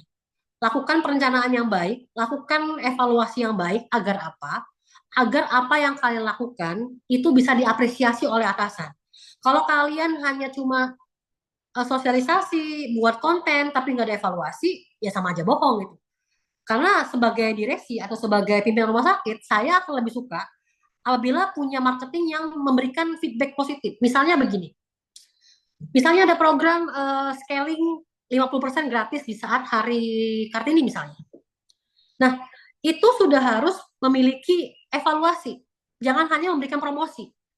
Dan kalau memberikan promosi saja tidak evaluasi, itu nilai jelek sekali untuk marketing. Kenapa saya bilang nilai jelek? Karena sudah manajemen rumah sakit itu sudah memberikan sedikit rate yang murah kan untuk suatu program. Buat apa? Agar pasien itu datang dan mengetahui, oh ternyata rumah sakitnya bagus loh. Oh ternyata dokternya juga cantik loh. Oh ternyata pelayanan juga bagus loh. Itu sebenarnya targetnya seperti itu. Kalau misalkan dibikin program dan itu tidak, feedbacknya juga tidak baik, tolong berhenti. Jangan dievaluasi untuk diulang lagi, karena itu akan menjadi hal yang sia-sia. Ini juga PR untuk teman-teman yang owner rumah sakit, yang mau punya rumah sakit, harus betul-betul mencari suatu marketing strategi yang memang bisa diterapkan. Nah, mungkin kemarin-kemarin juga ada pertanyaan, dok, kalau cari marketing itu bagusnya gimana sih gitu ya? Memang saya sarankan adalah carilah teman-teman marketing yang memang sudah punya basic di rumah sakit atau di klinik ya. Karena memang untuk memberikan informasi ilmu kesehatan itu nggak semudah itu gitu. Harus punya penyesuaian yang memang waktunya cukup lama. Tapi kalau misalkan bisa cari yang memang tenaga kesehatan yang punya value untuk bisa public speaking yang bagus, punya cara yang menarik, itu nggak masalah. Karena memang tanpa harus diberikan ilmu, dia sudah paham soal kesehatan. Oke, bisa di next. Nah, ini final project dan implementation ya, sama seperti yang saya katakan gitu ya. Intinya semua hal yang didokumentasikan atau yang direncanakan oleh marketing, entah semua lini ya, khususnya marketing ya, karena saya ngomong marketing ya, itu harus ada yang namanya pengawasan ketat oleh manajer atau oleh direksinya. Juga ada target. Nah, targetnya apa? Sebenarnya begini, saya tidak setuju kalau misalkan ada direksi yang bilang, pokoknya besok kamu harus mulai gencar untuk sosialisasi. Pokoknya saya mau bulan depan itu rame gitu. Padahal yang namanya sosialisasi atau yang namanya digital marketing untuk instansi atau rumah sakit, itu efeknya nggak cuma 1 hari 2 hari gitu. Karena yang namanya jejak digital itu kan akan terus-menerus ada ya. Kalau misalkan efeknya itu bisa bulan depan atau 2 bulan lagi, 3 bulan lagi, itu bisa sangat panjang. Ini jelaskan kepada direksi agar teman-teman marketing itu bisa memberikan plan yang cukup meyakinkan gitu. Tapi jangan lupa tetap dievaluasi, dimonitoring agar apa? Agar apa yang kalian rencanakan atau teman-teman rencanakan nanti untuk rumah sakit itu bisa terrealisasi dengan baik tanpa membuang-buang anggaran. Pasti baliknya ke anggaran. Dan kita harus bisa mengefektifkan, bisa memilih program-program mana yang kira-kira bisa langsung dilakukan, mana yang bisa dilakukan. Itu memang kepiawaian dari marketing ya.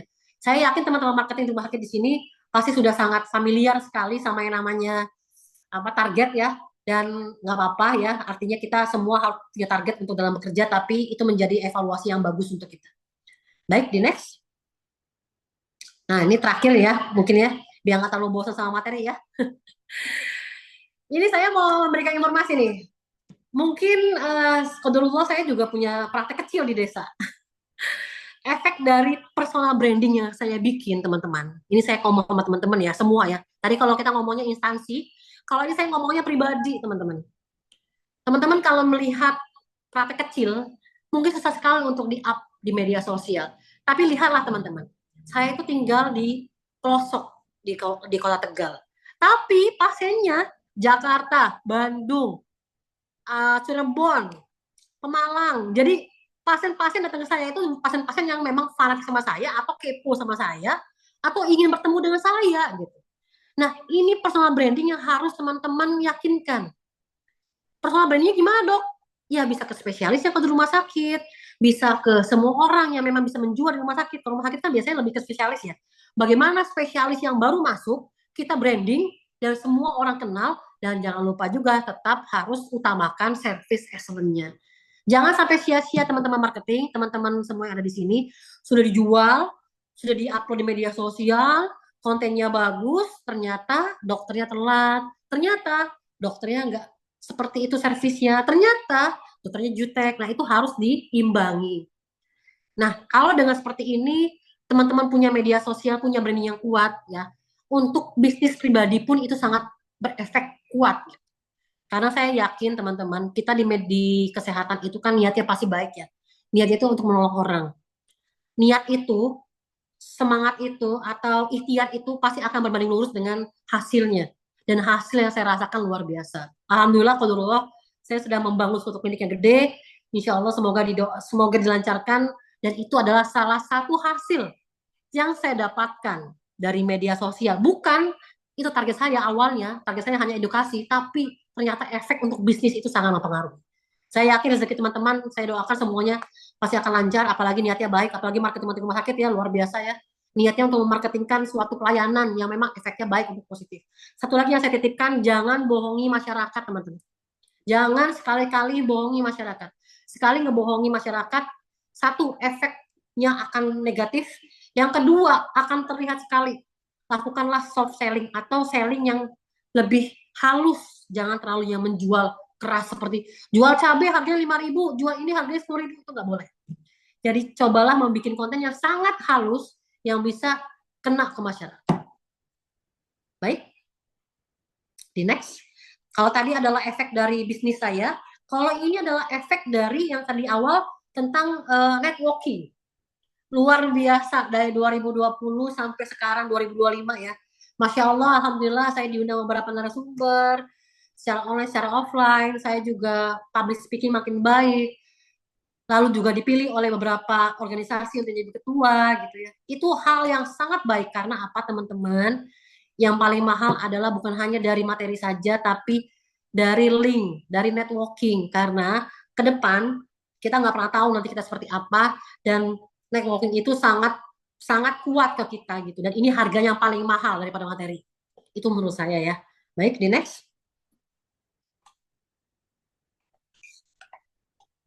Ini adalah salah satu event di Jakarta yang saya diundang oleh Perkumpulan Ibu Hebat Jakarta. Luar biasa sambutannya, karena emang kalau di ibu kota, mungkin teman-teman di sini ada yang dari ibu kota juga, itu antusiasme untuk edukasi itu makin sangat kuat gitu. Mereka lebih aware dengan kesehatan. Dan teman-teman pasti memiliki kemampuan masing-masing. Saya yakin ada yang mampunya di public speaking, ada yang mampunya edukasi. Jangan takut untuk memulai, untuk membuat konten, karena ini akan menjadi value yang bagus untuk teman-teman. Dan efeknya, itu pasti ke instansi tempat kalian bekerja. Baik, di next. Oke, terakhir ya, alhamdulillah, terima kasih. Dan saya juga tidak bisa berbicara secara detail karena di sini saya memberikan ilmu dan pengetahuan yang saya punya, bukti yang saya punya, dan saya berharap ilmu yang pagi hari ini saya berikan pada teman-teman semua yang di sini 243, Masya Allah, pada pagi hari ini bisa bermanfaat. Materi boleh di-share, diaplikasikan agar apa? Agar saya mendapatkan amal jariah yang baik pada pagi hari ini dan doakan semuanya lancar untuk Aiskah Universitas Aisyah Surakarta dan jajaran luar biasa ya. Ini hari ini program yang buat saya di era 2025, era 5.0 ini sangat berpengaruh banget. Saya yakin nanti responnya akan banyak positif dan akan bisa sharing-sharing lagi bagaimana permasalahan di beberapa daerah. Baik, saya serahkan kepada moderator sepenuhnya. Dari saya sekian, terima kasih. Mohon maaf apabila ada yang kurang berkenan dan terima kasih. Saya tutup. Assalamualaikum warahmatullahi wabarakatuh. Waalaikumsalam warahmatullahi wabarakatuh. Terima kasih kepada Dr. Selvina Putri yang telah menyampaikan materi yang luar biasa. Ternyata dari kesimpulannya personal branding itu penting sekali teman-teman. Karena dapat memperluas networking atau relasi, apalagi untuk dunia rumah sakit. Baik, kepada peserta kuliah pakar dapat mengajukan pertanyaan melalui kolom chat dengan format nama underscore instansi pertanyaannya atau bisa raise hand untuk yang ingin bertanya langsung.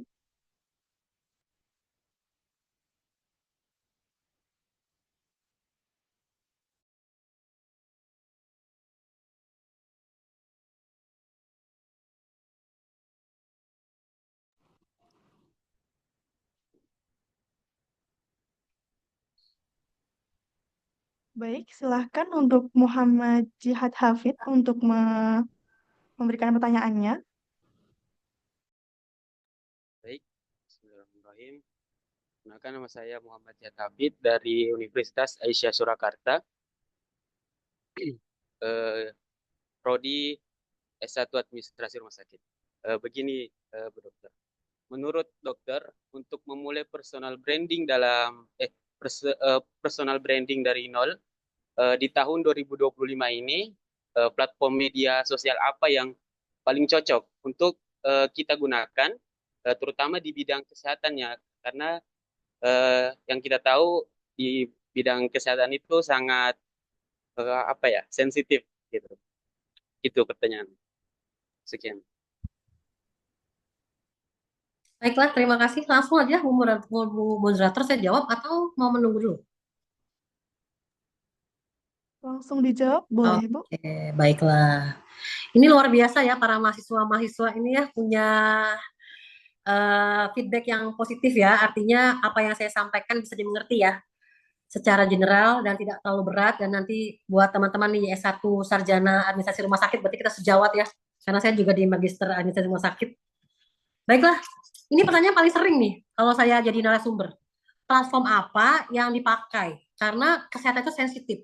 Kalau ngomong kesehatan sensitif, semua platform itu sensitif. Tergantung dari kontennya.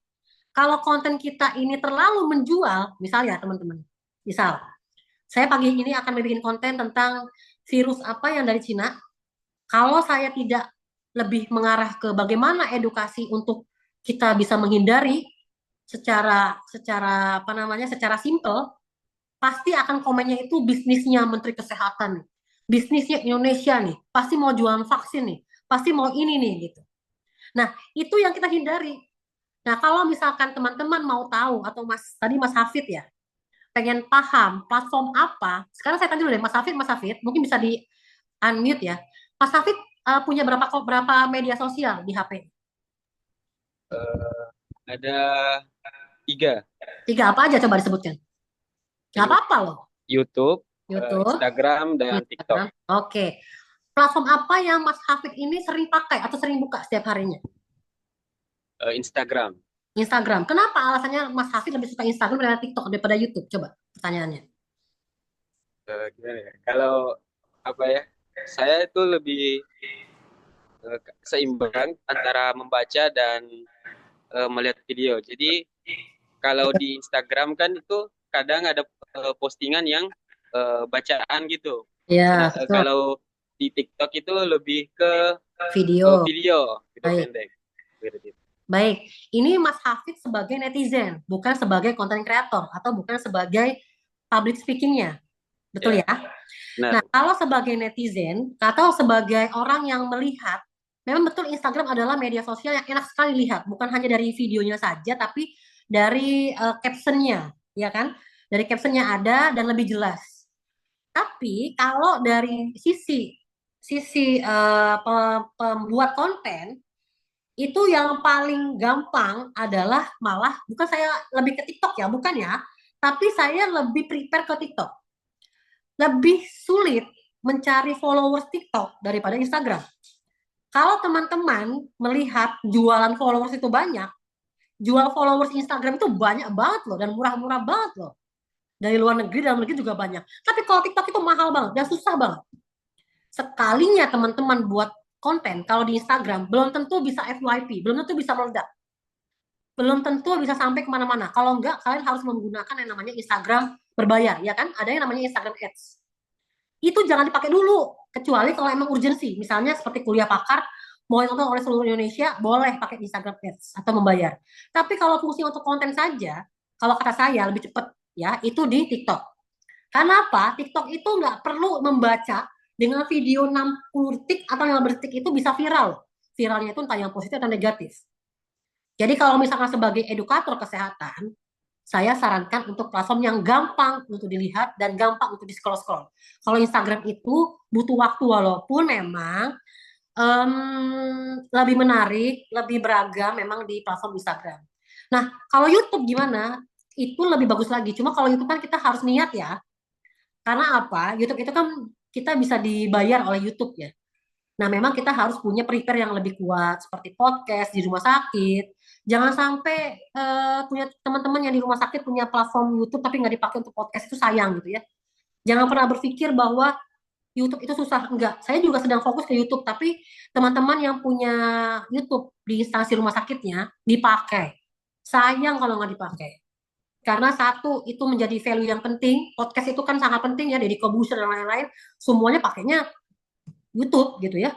Dan nanti larinya akan yang sedikit-sedikit itu akan lari ke Instagram sebagai reels awal atau sebagai pemicu orang akan nyari ke YouTube gitu. Untuk bisnis ke YouTube. Tapi kalau untuk cepat itu ke TikTok. Kalau untuk lebih elegan, mewah itu ke Instagram. Itu pendapat dari saya. Begitu Mas Hafid? Semangat ya, bikin konten ya. Insya Allah siap. Baik. Baik, terima kasih kepada Dr. Sela. Lalu pertanyaan selanjutnya saya bacakan dari kolom chat, yaitu yang pertama, hal pertama apa yang bisa mengontrol dan bagaimana mengembalikan branding rumah sakit yang sebelumnya sudah terdapat kasus yang menjadikan masyarakat tidak percaya pada rumah sakit tersebut. Contoh kasusnya seperti perawat yang menyebarkan informasi pasien tanpa seizin pasien. Berikut pertanyaan dari Ananda Senja Puspita. Baik. Terima kasih pertanyaannya luar biasa ya, karena memang rumah sakit atau kesehatan ini kan sensitif ya. Makanya saya dari awal tuh berbicara sama teman-teman semuanya, khususnya untuk generasi-generasi zaman sekarang dan juga pasti untuk pertahanan di setiap instansi rumah sakitnya ya. Lebih hati-hati ngebuat rules atau SOP dalam membuat konten. Kalau seperti ini kan berarti ada bukan oknum ya, ada perorangan yang memang membuat konten tidak sengaja akhirnya menjadi brand yang tidak baik gitu ya. Nah, bagaimana mengembalikannya? Gampang sekali ya, karena masyarakat itu yang namanya viral itu nggak bakal sampai seminggu teman-teman. Kecuali kalau yang betul-betul rame ya, misalkan masalah politik dan lain-lain itu pasti akan berlarut-larut. Tapi yang namanya keviralan itu paling cuma nggak nyampe 1 minggu hilang. Masyarakat juga akan lupa. Nah, bagaimana cara membuat atau membrandingnya lagi? Tidak perlu lagi membuka lagi kesalahan pada masa lalunya. Jadi udah move on aja. Bikinlah konten-konten yang lainnya. Bikinlah konten-konten yang pokoknya jangan sampai insecure atau malah jadi minder untuk bikin konten karena ada kesalahan sebelumnya, enggak. Justru dengan kesalahan sebelumnya itu bisa menjadi pemicu kita rumah sakit untuk bisa membenarkan konten gitu. Dan jangan lupa ya, di sini kan perawat itu juga bekerja di instansi. Artinya kalau perawat bisa seperti itu, saya juga nggak menyalahkan 100% ke perawatnya, tapi SOP rumah sakitnya bagaimana gitu. Kok bisa rumah sakit itu perawat bisa menyebarkan informasi pasien tanpa izin, pasien disebarkan di media sosial, rumah sakit yang kena otomatis karena dia pakai seragam rumah sakit, dia konten di rumah sakit, dia membuka informasi pasien dan ini memang harus dibenahi. Kalau memang sampai ada tuntutan dan lain-lain, mau nggak mau memang pihak rumah sakit harus menyelesaikan dulu ya permasalahan agar semuanya clear. Jangan sampai hal-hal yang negatif seperti ini, hal-hal yang sensitif seperti ini bisa menjadi ranah yang tidak baik untuk rumah sakit karena ini bisa merugikan. Dan saya yakin nanti akan hilang dengan sendirinya. Yang penting niatnya adalah tidak terulang lagi dan bisa menjadi pembelajaran ke depannya. Begitu? Baik, terima kasih.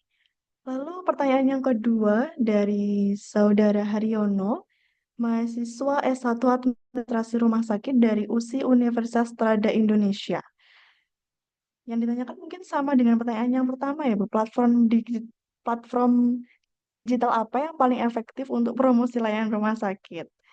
Mau dijawab kembali atau dengan jawaban yang tadi, Bu? Nggak apa-apa. Saya jawab aja. Oh, Kalau baik. tadi kan pertanyaannya Mas Hafiz kan lebih ke personal ya. Kalau ini kan lebih ke rumah sakit ya. Kalau rumah sakit, menurut saya gunakan semua media sosial yang ada.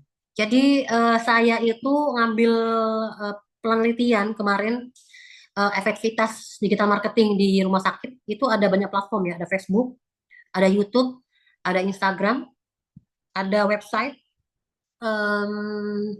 satu lagi di TikTok kalau nggak salah ya, saya lupa. Nah, dari kelima ini ya sebenarnya semua ini punya fungsi masing-masing untuk di instansi. Ini saya sedikit kasih bocoran nih ya. Facebook ya, jangan pernah share di Facebook konten yang ada di Instagram karena nggak nyambung. Facebook itu lebih ke jadwal pasien, lebih ke jadwal pasien, jadwal DPJP, jadwal spesialis, jadwal poli, nomor HP. Anggaplah Facebook itu sebagai media koran yang ada di digital. Karena biasanya nih ya, orang-orang yang ada di pelosok atau di daerah, dia lebih paham, lebih mengerti Facebook. Saya yakin nih para bapak-bapak, para ibu-ibu yang mungkin generasi atas saya, itu malah lebih aktif di Facebook loh. Facebook itu kan punya komunitas ya. Komunitasnya itu komunitas seperti pensiunan dan lain-lain, atau penjualan mobil dan lain-lain. Makanya anggaplah Facebook itu sebagai koran digitalnya kita. Itu harus diupdate setiap hari, entah di story atau entah di reelsnya Facebook. Nah, kalau YouTube, kalau Instagram sebenarnya, kalau Instagram itu lebih bagaimana menampilkan sesuatu hal yang nggak kelihatan. Entah secara foto atau secara video. Sebenarnya sedikit agak beda tipis dengan TikTok ya. Kalau TikTok ini kan lebih ke kita edukasi setiap hari lebih gampang, lebih simple. Kalau Instagram, bikinlah sesuatu yang estetik. Makanya ada yang namanya Instagramable. Di setiap sudut rumah sakit itu ada spot-spot yang bagus-bagus. Foto di sana, publish sana, dan di-up di media sosial di Instagram. Itu bakal menjual sekali. Nah, kalau di TikTok, itu bagaimana setiap spesialisnya itu kita minta, dok kata-kata hari ini dong, misalkan gitu ya. Jangan lupa hari ini harus jaga kesehatan gigi dan lain-lain. Nah, itu di-up di TikTok. Jadi kayak senada gitu loh, antara Facebook, TikTok, Instagram, itu harus senada. Kalau YouTube, mungkin bisa dibuat kayak rumah sakit saya juga di RSUD Brebes, itu ada podcastnya. Dikatakanlah misalkan mau obat sehat, bagaimana kita ngobrol sehat, itu kan dibikinlah suatu frame yang bagus. Untuk itu diberikan modal ya, yang cukup untuk punya studio sendiri, karena studio itu ngaruh sekali guys. saya kebiasaan ngomong guys ya, baru sekali teman-teman gitu ya. Karena saya itu biasanya kalau saya sebagai edukator, biar bisa mengena ke masyarakat, saya pakai bahasa-bahasa yang nyampe langsung ke masyarakat. Biasanya saya, hai guys, gitu kan, itu biasa ya. Itu mau nyampe sekali. Jadi itu harus mulai bisa dibiasakan yang tadinya sedikit formal menjadi sedikit non formal. Saya punya, ini mungkin Aisyah ya, saya punya teman direktur di rumah sakit Muhammadiyah, Rumah Sakit Muhammadiyah Kabupaten Tegal, itu bagus sekali. Tadinya mungkin media sosialnya itu lebih ke formal, mungkin karena sekarang direksinya itu muda ya, seumuran saya. Media sosial sekarang luar biasa. Saya sangat menarik melihat Instagramnya gitu. Karena itu yang kita cari gitu. Bukan hanya cari Instagramnya aja. Oh ternyata ada ini, oh ternyata ada ini gitu. Dan itu sangat menarik sekali. Nah itu mungkin jawaban untuk tadi ya, strategi untuk pemasaran konten marketing yang ada di rumah sakit. Mungkin ada pertanyaan lagi ya? Nyambung ya, strategi pemasaran konten yang relevan untuk menarik ya. Jadi strateginya harus kuat dulu gitu. Kalau saya pribadi secara cepat setiap bulan dievaluasi oleh direksi, oleh manajemen. Mana poli atau mana unit yang nggak naik atau kurang diminati. Itu menjadi suatu kekuatan marketing untuk bisa menguatkan itu dengan cara entah itu di-upload di Facebook untuk jadwalnya, entah itu divideokan, entah itu dibikin konten yang positif ya. Jangan lupa juga untuk hati-hati kalau bikin konten di rumah sakit, apalagi ada apa namanya tadi seperti data pasien dan lain-lain, itu sangat hati-hati karena kita menjaga yang barangkali ada hal-hal atau pesaing-pesaing yang nggak suka dengan kita dan bisa menjatuhkan kita juga gitu. Baik, itu jawabannya. Terima kasih. Terima kasih, Bu. Ada 2 pertanyaan lagi, yaitu apakah setiap komentar di media sosial rumah sakit, baik itu positif maupun negatif, harus dibalas atau ditanggapi oleh admin? Monggo, Ibu. Baik, ini dari Rumah Sakit Islam Banjarmasin ya. Luar biasa ya, jauh sekali ya dari Banjarmasin ya pertanyaannya ya, Masya Allah. Ini pertanyaan juga paling sering ya ditanyakan ya. Khususnya di Google Map ya biasanya ya. Kalau di Google Map itu kan biasanya pasti ada apa namanya masukan yang negatif. Entah kadang-kadang itu ada foto yang jelek, ada foto yang memang si perawatnya lagi tidur dan lain-lain gitu ya. Apakah harus tanggapi atau tidak? Untuk yang di Google Map dulu ya, sebelum ke yang lain. Kalau di Google Map, saya melihat satu rumah sakit yang bagus, yang punya apa namanya, punya branding yang bagus ya di Jakarta. Itu saya kalau misalkan jadi apa namanya, jadi direktur dulu, saya sering membuka-buka rumah sakit yang punya value yang bagus walaupun jatuhkan gitu ya. Nah, apakah harus di komen dengan positif atau enggak gitu ya? Jawabannya adalah tetap dibalas dengan komen yang positif. Jadi kalau misalkan di Google Maps-nya itu, Google Maps itu adalah strategi permasalahan rumah sakit yang paling kuat loh. Jangan salah ya. Pokoknya teman-teman yang punya rumah sakit atau yang kerja di rumah sakit, Google Maps itu sangat penting. Jadi ratingnya itu harus betul-betul baik gitu ya. Karena apa? Karena memang itu menyedot keluarga atau pasien untuk bisa datang ke rumah sakit. Nah, feedbacknya bagaimana? Feedbacknya adalah arahkan pasien atau keluarga pasien itu ke link atau ke WA bisnis atau ke kontak person rumah sakit. Agar apa? Kita bisa menyelesaikan masalahnya. Misal, dia itu kan pasti akan mengkomen ke Google Maps itu kan misalnya pelayanannya jelek gitu ya, spesialisnya terlambat gitu. Nah, dengan teman-teman menjawab, mereka akan suka, mereka akan bahagia. Oh, ternyata respon saya dijawab gitu. Untung-untung diberikan link untuk bisa langsung bisa chatting dengan admin atau dengan adminnya humas. Karena yang dibutuhkan oleh masyarakat adalah ditanggapi dan kalau bisa memang diselesaikan masalahnya. Jangan sampai menjadi ketok tular kalau bahasa Jawa ya, yang jelek. Karena kalau udah jelek, ketok tular itu bakal negatif gitu. Ini untuk yang Google Maps. Tapi kalau untuk yang di TikTok, kalau udah rame banget gitu ya, komennya bisa dilihat. Kalau 80% komennya itu positif, 20% negatif, tidak perlu ditanggapi. Kalau menanggapi di media sosial yang memang ramai, Jadi kawan jajan. yang semua orang itu bisa menonton, itu tidak perlu semuanya ditanggapi. Di Kalau lantai 3, tanggapi Mbak. kita akan capek. Jadi ya begitu ya. Jadi kalau misalkan konten itu memang dari awal sudah negatif, misalnya 80% negatif komen, lebih baik kita take down aja. Nggak usah ditanggapi, tapi take down aja, dihapus aja. Dan buatlah klarifikasi atau dibikinlah konten-konten yang lebih baik lagi. Karena kita nggak bisa melawan netizen ya teman-teman. Saya bisa memberikan informasi ke teman-teman ya, netizen khususnya di TikTok ya. Di TikTok itu netizen pinter-pinter loh teman-teman. Jangan salah, bisa mengolah kasus loh, ya kan? Jadi kita nggak bisa ngebohongi publik gitu. Sekelas instansi besar saja itu bisa takluk dengan netizen di TikTok. Jadi hati-hati dalam bermedia sosial. Baik, silakan.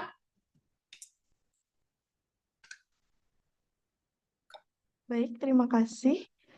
Lalu pertanyaan selanjutnya dari Saudara Rishad Gama.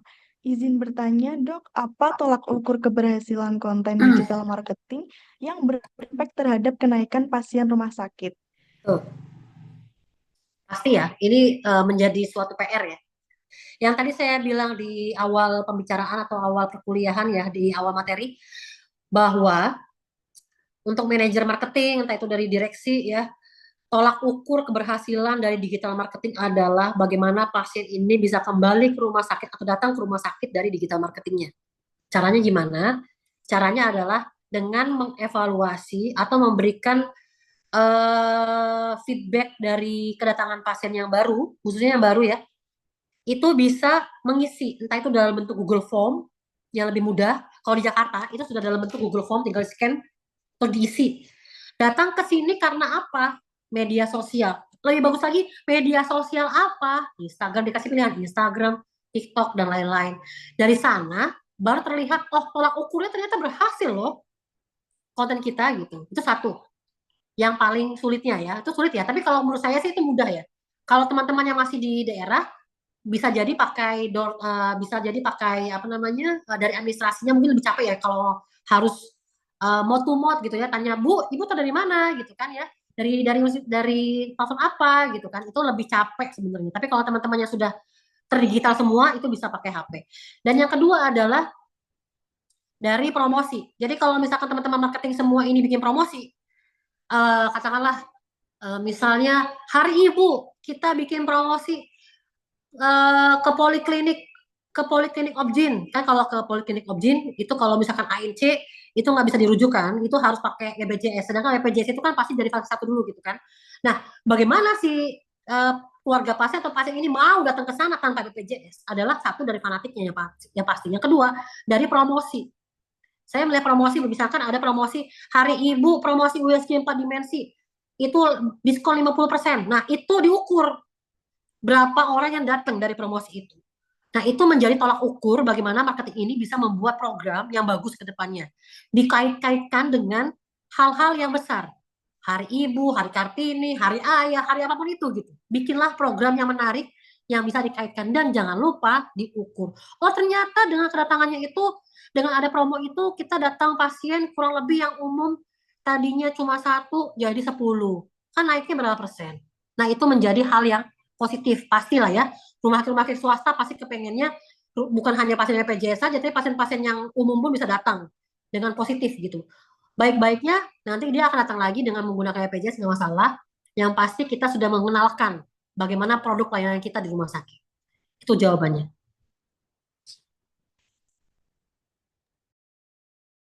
Baik, terima kasih untuk pertanyaan yang selanjutnya dari Saudari Yuli Darmawati dari Stikes Gapu Jambi. Wah, jauh sekali. Masya Allah, jauh sekali. Pertanyaannya seperti ini, bagaimana rumah sakit dapat mengoptimalkan strategi branding untuk menciptakan citra yang kuat dan relevan di era digital, sehingga mampu menarik pasien baru dan mempertahankan loyalitas pasien yang sudah ada, terutama di tengah persaingan yang semakin ketat. Seperti itu. Baiklah. Dari Jambi ya, luar biasa ya. Jadi kalau saya bisa paparkan perkuliahan saya ya, ada yang bagus sekali yang menarik dari Jerman, itu jurnal dari Jerman dari dosen saya, Sleeping with the Enemy, tidur dengan musuh. Saya yakin teman-teman yang punya rumah sakit atau punya bisnis, pasti kanan kirinya juga pasti ada pesaingnya. Jangan katakan itu sebagai pesaing. Kalau katakan pesaing, berarti kita tuh kalah. Tapi katakan itu sebagai apa ya, relasi yang bagus, relasi bisnis yang baik. Karena apa?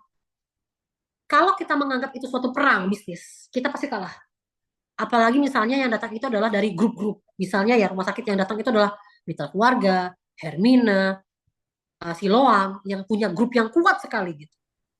Tapi yakinlah teman-teman, sebesar-besarnya grup itu pasti ada minusnya. Nah, bagaimana bikin strategi bisnisnya adalah yang pasti bikin dulu analisa SWOT-nya. Bagaimana strength-nya, bagaimana kelemahannya, bagaimana kekuatannya, bagaimana tantangannya, itu dibikin. Tantangannya pasti lebih ke arah bagaimana pesaing bisnisnya. Nah, relevannya tuh gimana? Kalau misalkan ada pesaingnya, bukan pesaing, sebagai ada relasi seperti ada rumah sakit lainnya atau bisnis lainnya di kanan kiri kita, dia pasti punya pasar. Misalnya grup-grup ini punya pasar dia lebih ke menengah ke atas. Kita ambil pasarnya di menengah ke bawah. Jangan salah teman-teman, orang di desa kalau sudah suka, kalau sudah cinta, kalau sudah fanatik, kalau ada pasar ada rumah sakit lainnya dia nggak akan mau ke situ. Justru malah lebih royal loh. Mungkin teman-teman di sini sependapat sama saya ya. Kalau saya merasakan sendiri. Kalau ada keluarga pasien atau pasien yang sudah sangat fanatik sama kita mau kasih rate berapa aja, dia percaya. Misal katakanlah, lahiran di sini itu normal 10 juta. Dengan servis yang luar biasa dong. Dia pasti akan, orang desa itu akan lebih bergening loh. Dia akan lebih memilih, mending saya pakai umum aja deh, nggak usah pakai BPJS ribet. Beda sama orang kota. Kalau orang kota itu justru lebih teliti, lebih, mohon maaf ya, kadang banyak kan yang kata orang kota itu lebih pelit kalau saya katakannya, karena dia lebih paham logikanya gitu. Sedangkan kalau orang-orang di pelosok, kalau sudah suka, kalau sudah sugesti, ya udah, mau kita kasih rate berapapun dia akan lebih suka. Nah, ini namanya sleeping with the enemy. Itu ada jurnal Jerman. Dan jangan pernah takut untuk adanya persaingan yang ketat. Enggak. Saya belajar, saya semester 1 ya sekarang di S3 strategi pelayanan kesehatan. Kita belajar bagaimana kita bisa merangkul musuh gitu. Caranya apa? Kita pelajarin pelan-pelan. Si musuh ini gerakannya kemana?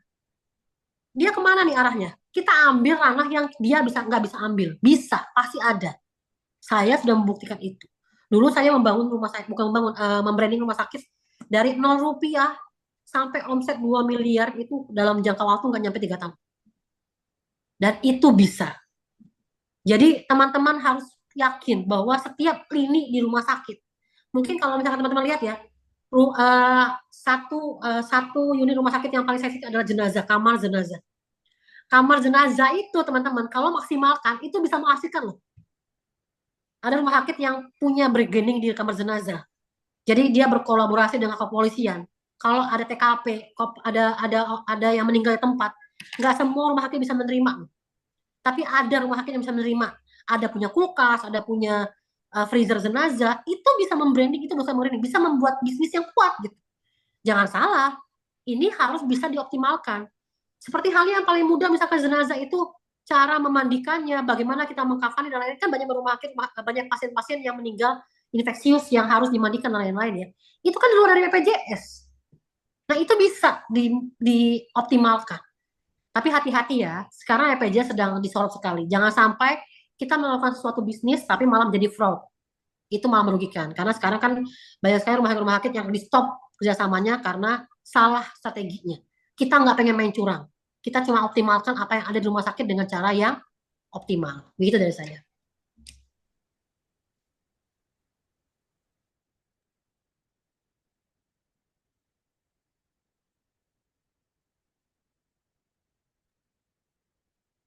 Baik, terima kasih kepada Dr. Sela. Apakah ada pertanyaan lagi dari peserta?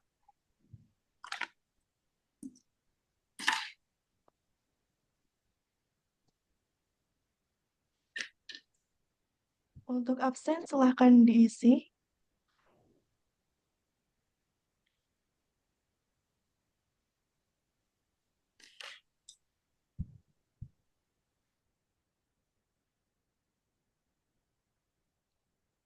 Sebetulnya saya ingin ada satu kali share dengan salah satu marketing mungkin yang ada di sini. Saya ingin tahu bagaimana marketing rumah sakit di sana, apa yang dijalankan, kalau misalkan diperbolehkan oleh Ibu Kaprodi. Satu saja saya ingin paham betul bagaimana marketing ada di daerah gitu. Karena kalau di kota kan mungkin ya sudah maksimal ya, tapi kalau di daerah ini saya lagi kepo gitu ya, bagaimana marketingnya gitu ya. Mungkin barangkali ada yang bisa di sharing bersama. Oke, boleh dok. Monggo atau Pak Faris mungkin Pak dari Rumah Sakit PKU Muhammadiyah Sukoharjo masih ada mboten nggih? Kita interaksi dulu nih dengan marketingnya nih ya.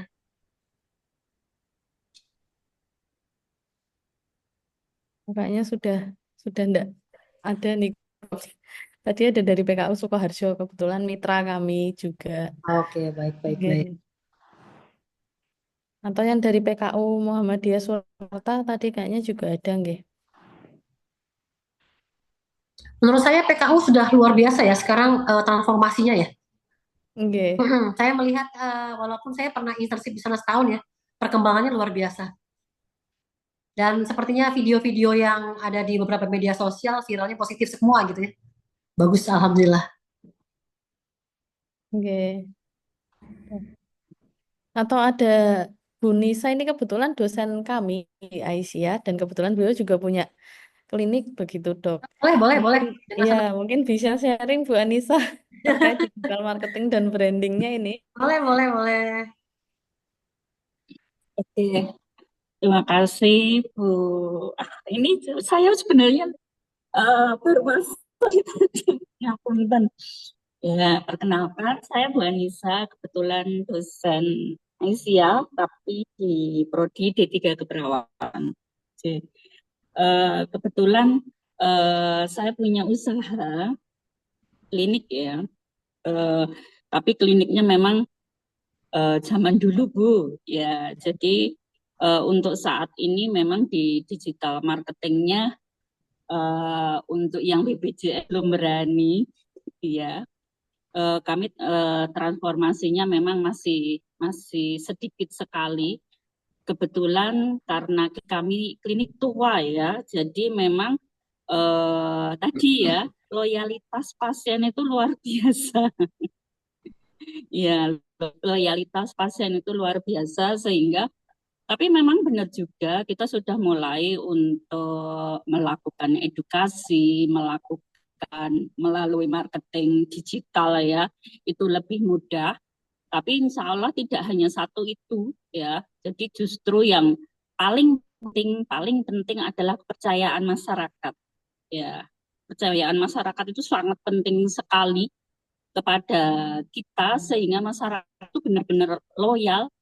Karena kebetulan kami di persalinan Bu. Oh ya. Ya, di persalinan anak pertama, anak kedua, anak ketiga. Iya, terus menerus anak ya. ke-14. Menerus ya. Betul. Masih ke kita dan itu akan bagaimana jadi tidak kebetulan kalau saya lihat saat ini memang brandingnya di IG dan sebagainya itu bagus ya, tapi kadang masyarakat terutama masyarakat kita itu disugestinya itu penting sekali pada teman-teman, baik teman dokter, teman perawat dan sebagainya, bagaimana membuat si pasien itu tersugesti ke kita. Jadi 50% sembuh itu bukan dengan obat. Betul. Tapi dengan senyum, dengan layanan kita ya sehingga pasien-pasien itu akan care, oh ternyata nanti kitanya juga sama kita, B-nya sama kita, imunisasinya sama kita. Nah, itu mari terutama di tingkat bawah ya, kalau tingkat rumah sakit nanti pakainya kan istilahnya di jejaring ya, jejaring kalau istilah kami di jejaring ya untuk pihak rumah sakit. Kebetulan di tempatnya kan 1 klinik Pratama, 2 klinik utama, insya Allah nanti ke depan berkembang. Amin. Yang ketiga insya Allah ini tahun ini buka khusus klinik Itan. Masya Allah. Tapi saya tetap dosen Aisyah Bu. Tapi keren sekali Bu. Gitu. Artinya Ibu setuju ya dengan statement saya bahwa kalau misalkan sudah fanatik ya, apalagi orang-orang di daerah itu dia akan datang dan lebih loyal gitu. Betul? Iya, betul. Ya, betul sekali. Jadi apa yang Ibu lanjut. Apa yang Ibu Anissa katakan sebenarnya ini adalah keberhasilan dari manual tradisional marketing yang sudah dijalankan bertahun-tahun dan saya apresiasi luar biasa, keren sekali. Menjadi panutan. Jadi ini bukan harus dihilangkan tradisional, tetap harus dijalankan. Ya, betul. Betul sekali. Makanya kan gini, untuk teman-teman muda ya, teman-teman muda, karena saya sudah tua, Bu. Bosan, Bu. Jadi, maksudnya gini loh, jadi jangan meninggalkan konvensional. Ya, setuju. Ya. Tapi kita tidak boleh juga tidak menggunakan Digital. yang digital. Ya. Dua-duanya harus saling, ya. Ada tradisional kayak kalau jualan ya Bu ya, ada tradisional tapi juga ada untuk digitalnya. Semuanya saling Seimbang ya. apa namanya? Apa namanya? Harus seimbang ya antara tradisional harus dan seimbang digital. karena tidak semua. Jadi justru kalau satu ya sudah percaya, campakkan dengan digital marketing, kita gunakan untuk memberikan edukasi, informasi itu lebih bagus banget. Gitu. Iya, betul. Bisa mensupport ya, Bu ya. Betul. Bisa mensupport karena sudah tersugesti tadi. Gitu. Betul. Nah, bagi teman-teman, terutama teman-teman nakes ya, bagaimana membangun sugesti itu benar-benar tolong bagaimana kita memberikan layanan yang ikhlas.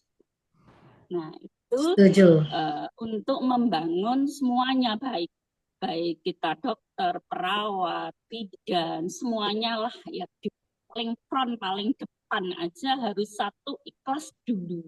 Kalau ikhlas itu beda Bu, terutama kebetulan saya memang pelaku ya. Ya. Jadi gini Ibu Anissa, saya sedikit memberikan kesimpulan. Ibu Anissa ini yang dikatakan sama Ibu Anissa ini adalah yang dilakukan oleh rumah sakit mewah di Jakarta, Mandaya Hospital International.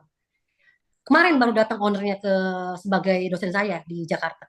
Kata-katanya adalah persis seperti Ibu, tapi lebih kata-katanya adalah lebih ke namanya itu adalah service performance. Di mana si owner ini menaruh soul-nya, jiwanya ke dalam bisnisnya dia. Ini kan bisnis pribadi ya. Kalau Mandaya Hospital itu bisnis pribadi, family bisnis. Saya pikir namanya family bisnis itu nggak akan naik, nggak akan apa istilahnya, nggak akan terlalu gede gitu ya. Karena biasanya family itu kan banyak sensitif ya. Tapi ternyata bisa loh seorang Mandaya Hospital. Kalau misalkan diklik teman-teman, Mandaya Hospital kayak apa? Kayak hotel, kayak luar biasa, kayak mall besar, tapi bisa. Karena apa? Kata-katanya adalah sama seperti Ibu. Dia menaruh soul-nya, menaruh jiwanya, keikhlasannya ke dalam bisnisnya. Itu ngaruh sekali. Ini saya merinding ya, karena memang dalam informasi Ibu nih, sebagai tadi katanya orang kuno lah, orang lama, enggak Bu. Ibu bukan melakukan manual atau konvensional marketing, itu bukan. Tapi Ibu melakukan service performance yang luar biasa untuk kliniknya. Karena apa? Ibu menggunakan hati. Nah, digital itu menjadi support yang penting. Tapi kalau seperti Bu Anissa, digital hanya 20% aja, ini 80%-nya udah sugesti sudah kuat. Karena kalau yang namanya usaha bisnis, itu butuh waktu untuk ketok tular yang bagus loh ya Bu ya. Jadi mungkin nggak bisa setahun langsung rame gitu ya. Pasti butuh berpuluh-puluh tahun sampai keturunan-keturunannya itu datang semua. Saya memberikan apresiasi luar biasa loh Bu. Mantap. Terima Sekelas kasih. klinik di mananya Bu? Mohon maaf. Saya di Solo Bu. Semuanya di Solo. Tapi punya pemikiran sama seperti Mandaya Group yang di Jakarta loh. Luar biasa. Ini benar, saya nggak hanya meninggi-ninggikan nggak. Tapi pernyataannya sama persis dengan ilmu yang ada, sama persis dengan konsep yang ada. Tinggal nanti Ibu kalau mau bikin klinik lagi, dikuatkan lagi soul-nya, jiwanya, service performance-nya dikuatin lagi.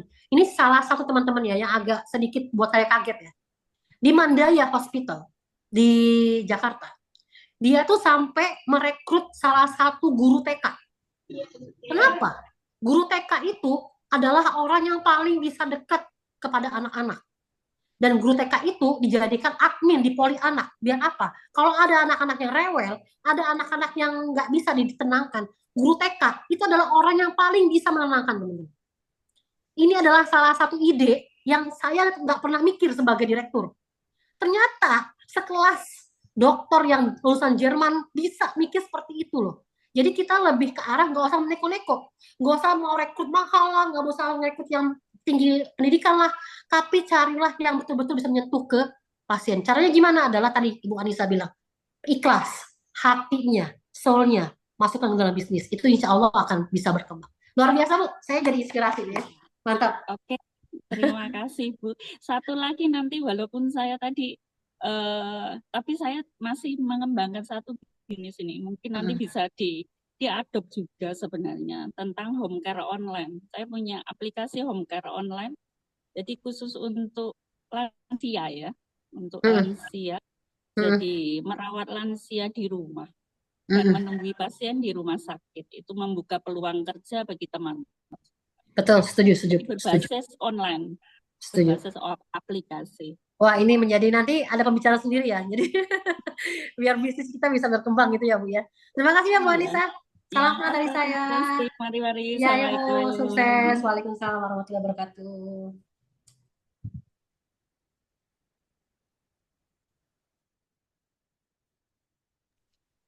Baik, terima kasih. Demikianlah seminar kali ini yang telah disampaikan oleh narasumber kita. Sekali lagi, saya berikan aplaus buat Dr. Sela. Saya selaku moderator, apabila dalam menjalankan tugas ada kesalahan, saya mohon maaf. Waktu saya kembalikan kepada MC. Terima kasih kepada narasumber yang telah memberikan materi yang sangat luar biasa dan moderator yang telah memandu acara kuliah pakar pada pagi hari ini. Diinformasikan kepada seluruh peserta untuk melakukan absensi pada link yang sudah disediakan di kolom komentar. Sesi utama telah selesai. Acara selanjutnya adalah sesi foto. Silahkan kepada seluruh peserta kuliah pakar untuk mengaktifkan kamera. Dan jangan lupa untuk menggunakan virtual background-nya. Kepada operator, mohon bantuannya untuk screenshot. Kita mulai untuk slide pertama.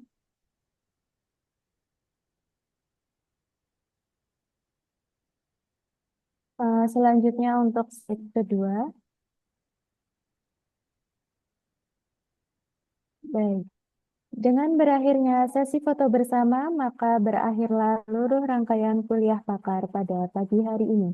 Terima kasih kepada seluruh hadirin yang telah mengikuti acara dengan baik pada pagi hari ini. Semoga ilmu yang didapatkan bermanfaat. Tibalah saatnya kita di penghujung acara yaitu penutup.